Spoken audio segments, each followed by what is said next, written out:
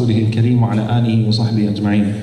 So I think last night we had a whole session about the true meaning of Haya and the true meaning of modesty. How many of you were at last night's session?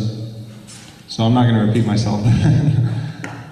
But essentially, usually when we talk about modesty, we only direct it towards the women, right? And I just wanted to kind of deal with, I guess, in this discussion, since it's an informal discussion, there aren't really any prepared speeches. And in fact, it's kind of funny because the lecture that I got, the line that I got, was more directed towards parents, how to raise dedicated Muslim youth in America, but I see that most of you are youth, and I'm not going to sit here and cause friction between you guys, because usually whenever I have a topic about parenting or about being a good child, then naturally there's going to be some imbalance in that, and if the crowd is diverse, then either I'm going to get a really angry tongue lashing by an uncle at the end of the lecture, or there's going to be a kid that's going to come up to me and be like, you don't understand, right? It's going to be one of those two, so I'm not going to do all that.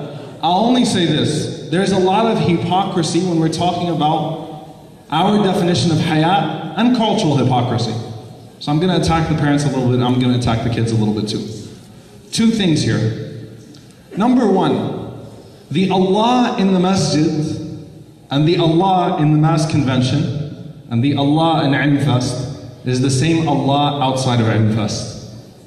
And that's something that's extremely important. Okay? MashaAllah, I can tell the brothers in these conventions, MashaAllah, everyone's looking at their shoes, everyone's looking at each other, and I can see you guys stealing glances here and there and stuff like that. But for the most part, nobody's walking up to the sisters and having a detailed and long conversation with them, even if they know them from outside, you know, in school and whatever it is, or in family gatherings. No one is going up to sisters and talking and having these long conversations outside. Why? Because we're in an Islamic convention. And if you're in the masjid and the sister walks into the masjid and the sister is right in front of you, it's like, oh, how dare this woman come through the entrance of the masjid? It's like all of a sudden you became Taliban. She should be flogged. You know? But then outside, what happens? Or is it that non-Muslim women are more valuable than Muslim women? That women outside, you know, that women that aren't Muslim, women that don't say La ilaha illallah, that don't care, you know, some, and I'm not saying all non-Muslim women don't respect themselves, but women who don't respect themselves are more valuable than the ones that do respect themselves. Right? So first and foremost, it's hitting that hypocrisy, and also sisters, mashallah, I know everyone, when you come to the masjid, everyone is Maryam alayhi salam. Everyone is so religious and so pious, but the point is that you have to understand, brothers need to understand, the sisters are not aliens in the masajid, and they're not the opposite of chaste women outside of the masjid. I'm not going to say any vulgar words, there's too many parents here. Right? But they're not this here and they're not that there. So first and foremost, it's hitting that cultural hypocrisy from our perspective. Secondly, there is a lot of hypocrisy that's embedded in our cultures, and okay. Let me try to do this diplomatically. If you're telling your son or you're telling your daughter that you need to have Haya and it's not permissible for you to have a girlfriend, then I don't want you hanging out too much with that girl. But whenever the Eid Milan comes, or the Welcome Back Shaitan party comes, and everybody's hanging around and you're hugging that guy's, you know, his friend's mom and stuff like that, then you look hypocritical. And a lot of times we have to be careful, especially as parents, that we don't present our ideals in ways that are hypocritical. All right, and I'll give you one example, and this is maybe outside of the topic of Haya, but it still applies. And this is what I want you all to say. You know, at least you can draw your own analogies from this. One time I had a really good friend of mine who got caught selling drugs.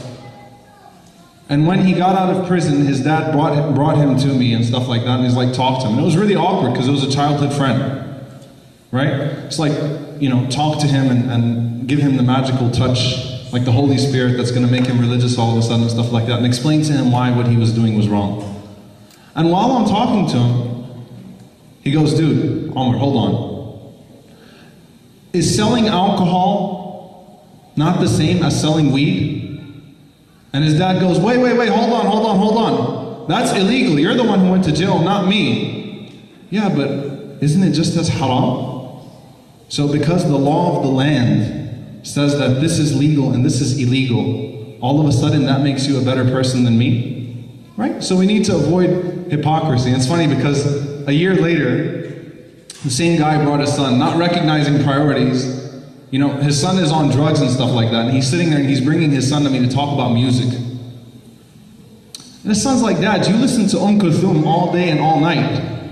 I've never heard Quran playing in your car. So what's the difference, right? So making sure we're not hypocritical whenever we present these things to our children is extremely important. But brothers and sisters, just know, you see the way you're acting now, mashallah, everyone is so civilized and everyone is keeping their distance. It should not change when you leave, right? And you shouldn't be extreme here and you shouldn't be extreme there. And the idea is that only brothers need to lower their gaze, right? But the Prophet ﷺ shattered that one too. When Abdullah ibn Maktoum radiallahu ta'ala anhu, who was a blind man, some of the sahabiyat were sitting with him. And the Prophet ﷺ came to him and he said, so what are you doing? What are you guys doing? He said, oh, he's blind. He can't see us anyway. So the Prophet ﷺ said, are you blind too? You see? So there's hypocrisy from that side. Then there's hypocrisy from the other side. Was there interaction between the Sahaba, the men and the women? Yes, there was. Were there women who went to the masjid to learn and who sought knowledge? Yes.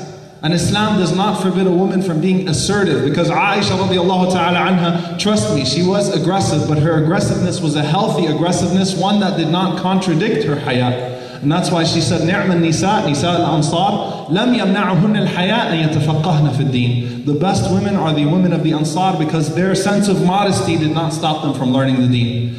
Asma bint Abi Bakr, in the famous hadith of Adhab al-Qabr, Asma bint Abi Bakr was sitting in the masjid and listening to the Prophet ﷺ speak, and the Sahaba started to cry so much that the women could not hear what the Prophet ﷺ was saying anymore.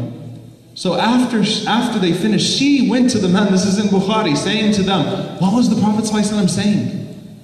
She didn't go to him with her high heels and stuff like that and her convertible hijab and like walking over there like, hey, what was he saying up there? No, it was respectful. But we cannot be extreme outside and extreme inside. Finding that balance is extremely important, and not falling for the whole cultural hypocrisy that many of our parents fall into. And we ask Allah subhanahu wa ta'ala to forgive them and to guide them and to guide us, inshallah. Jazakumullah khair. Jazakumullah khair. Jad, do you have any words? Assalamu alaikum. Bismillah.